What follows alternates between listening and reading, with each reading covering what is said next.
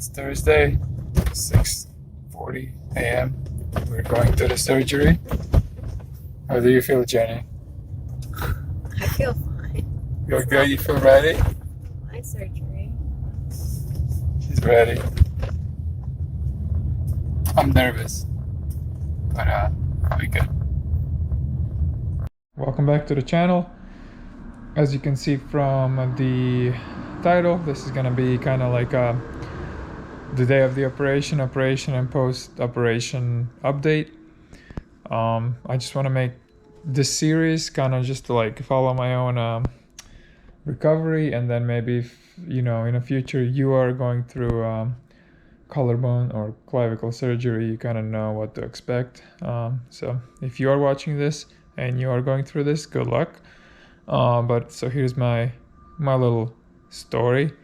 So the morning off, we were called the day before. So how it works is they call you and they tell you when you should arrive. You should typically arrive about 2 hours before your operation, just so they can prepare you. So I was scheduled for 9 a.m. We were there at 6:50 in the morning, as you saw in the video earlier. We were pretty tired. I was feeling relatively nervous because, you know, you don't really think about it, but the surgery is very barbaric. You know, they open you up pretty much. They do stuff inside of your body, which is kind of, you know, crazy to think about. Even though if it's a smaller procedure, bigger procedure, doesn't matter. It's still there's still same risks of infection and whatever. It's just like everything's going through my head. I'm thinking about, you know, they're gonna cut me open, whatever. But anyway, I think that's normal, kind of to be worried about it. So we get to the hospital. We get admitted. At this point, Jenny and me are together. So we're just relaxing, kind of getting comfortable. And then you have nurses and doctors come over to introduce themselves. They kind of tell you what they're going to be doing and what their role is in the surgery. And so the first person we really met was my nurse, who just helped me get into the gown and stuff. And then eventually we had this anesthesia doctor that come in. Sorry, my voice is a little cracked, and this is also due to the surgery. So there's definitely some recovery to do. But anyway, so anesthesia doctor comes in. She tells me that they're going to do a nerve block. Now, nerve block is they pretty much put a needle right next or into the nerve that they want to kind of block from feeling anything. So as you can see in a picture over here, so the needle went into this nerve, which is on well, you can't see it from my shirt, but it's on the right side of the shoulder, or right next to the clavicle. And it pretty much, in a matter of minutes, it completely numbed me down. So I couldn't even move my arm. I couldn't do anything. I was just laying there with a numbed arm. So that was the first thing they did. And then other than putting an IV and all of that. And then after that's done, you wait a couple of minutes until everything's completely numb, and they take you into the OR. Jenny had to leave when they were doing the nerve block, so Jenny and I were together from 7 to about 8 a.m. And then about 8 is when they came. They numbed me down. And then about like 8:30, I would say, they took me to the OR. Now they also explained they were gonna do a general anesthesia, which means that I will be asleep. And then another thing they said is when they do general anesthesia and I'm asleep, they put a breathing tube down your throat and they take it out before you wake up. Now, I didn't know this before, and just a pro tip to you doctors, don't even tell me that. I don't need to know that. If it's gonna be in and out and I won't even know about it, I don't care, because that just made me even more worried. I'm like, man, something's gonna be stuck down my throat. Like, is that gonna hurt? And it's just, you know, you already worried so much, and now I need to worry about the tube down my throat. But it was true. Like, I didn't know it was there. Like, when I woke up, it wasn't in my mouth, so that's good. But this is why my throat is pretty scratchy now, and I'm talking pretty weird because of that the tube. But so yeah, so then I went to the OR. They were prepping me for the surgery. They put some, I forget what it's called, but general anesthesia went through my IV. So they put this medicine inside. You know, they dripped me. They pushed the needle into the IV and push the medicine in, and you feel kind of warm feeling for a little bit. And they also put a mask, I think oxygen mask on me as well, and they told me to breathe. And that is pretty much the last thing I remember. So I was breathing, and then the next thing I remember is they waking me up and telling me, "Sir, you are in the OR," and me being super nauseous, super drowsy, groggy, nodding my head, and then passing out again.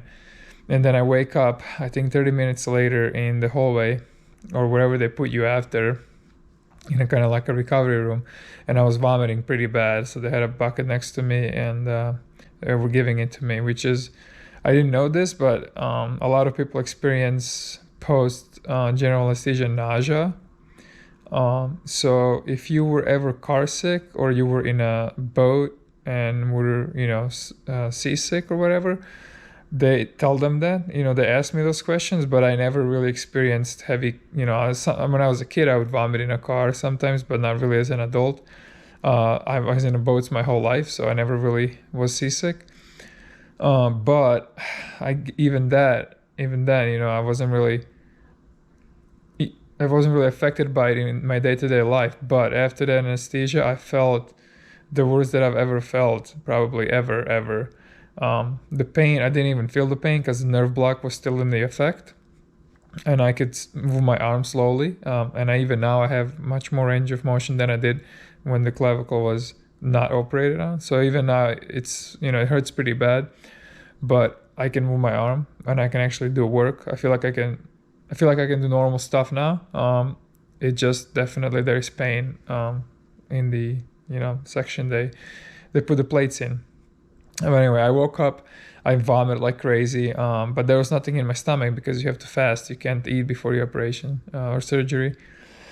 So slowly, like I guess half an hour later, I start, getting better, sitting up, getting on my feet. And then about an hour after, maybe 2 hours after my surgery, we were released to go home, and we picked up all my meds.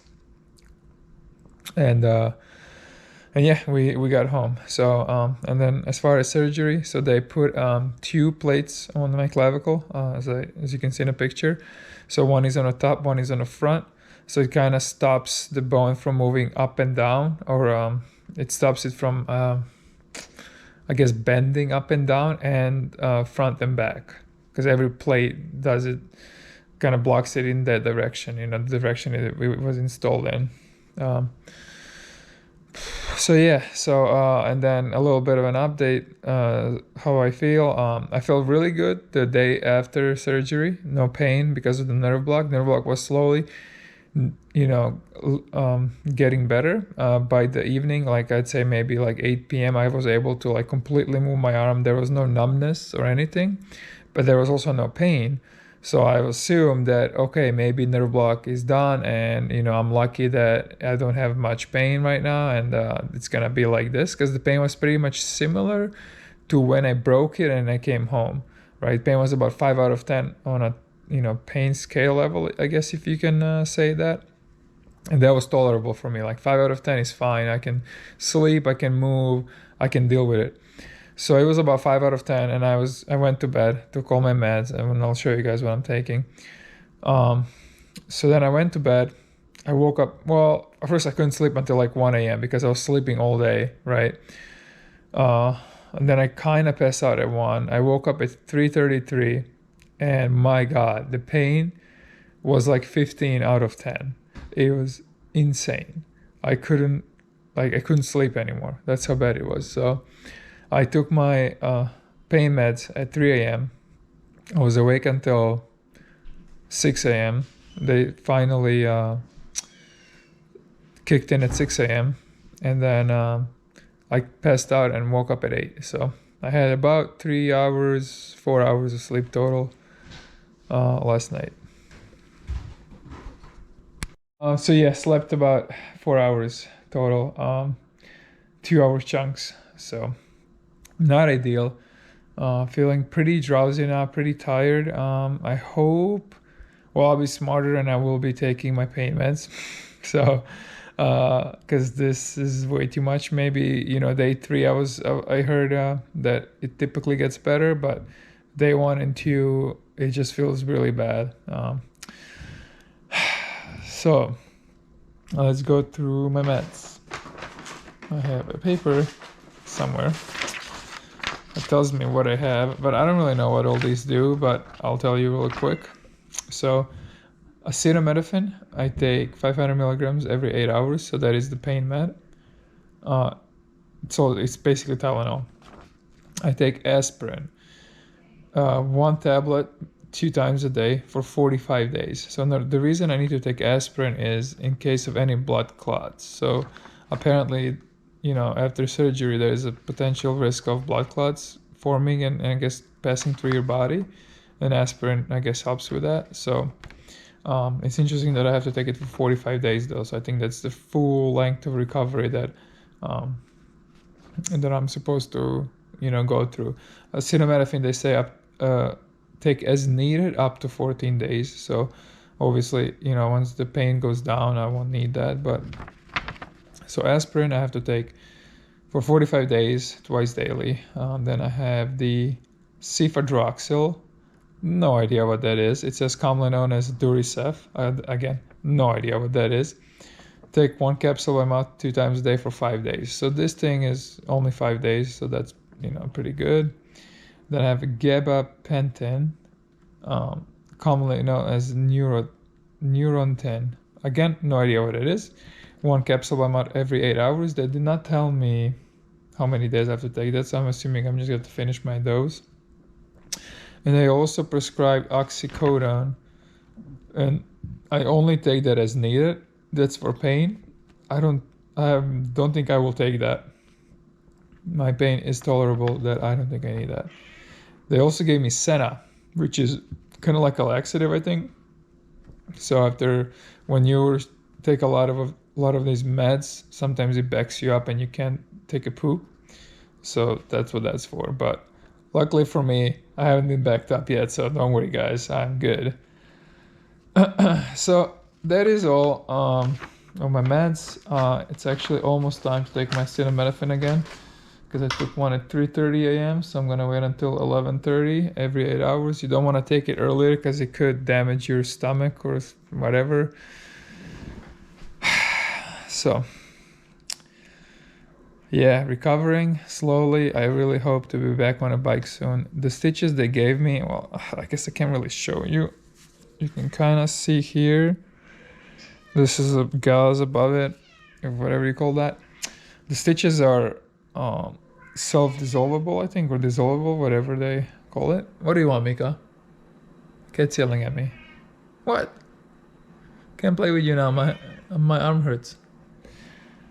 Here's another guy. Anyway, so yeah, recovering slowly. The stitches are dissolvable. That means they will, hopefully go away on their own in time. I'm not supposed to make the area wet or anything, so I can't really ride a trainer. But I'm hoping that, in like a couple of days when the pain gets better and I feel better, that I will, start slowly getting on a trainer, getting some movement in, and just, get back to it. And I have my post-operation meeting or consultation 2 weeks after, so November, forget what day it is, November 10th maybe, with my surgeon. So we will go over everything then. But yeah, so 2 plates, I don't know how many screws, I did not count. I can post some pictures here. Day 1 felt like shit. Well, it felt great, and then I felt like shit, couldn't sleep.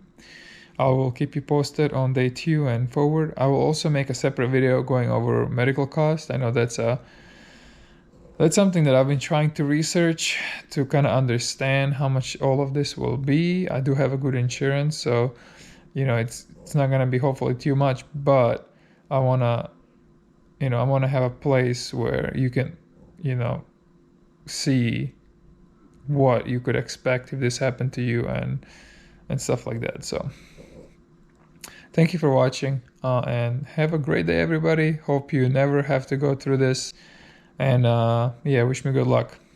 I'll see you guys soon.